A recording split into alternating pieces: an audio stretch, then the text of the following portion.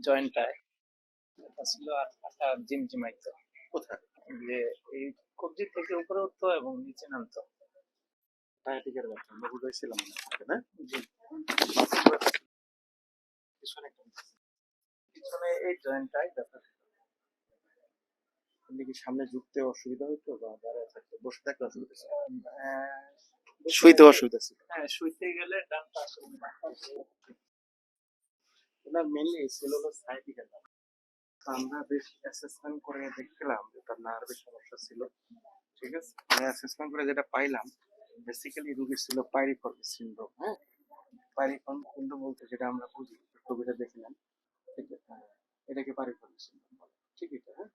তো যেটা হয় এখান থেকে একটা মাসেল, এখান থেকে একটা মাসেল আছে, সেক্রাম থেকে হিপ পর্যন্ত এরকম মাসেল।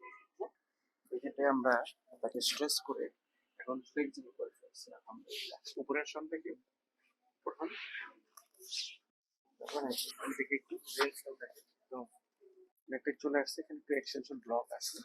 সেক্ষেত্রে আমরা যে সময় বলছিলাম যে আগেই চলে যাচ্ছে না নাকি?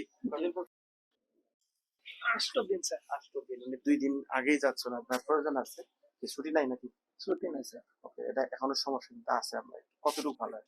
এখন স্যার 80%। 80%। কিন্তু আমার মতো আরেকটু নিলে ভালো হতো, তবু শিখে যান।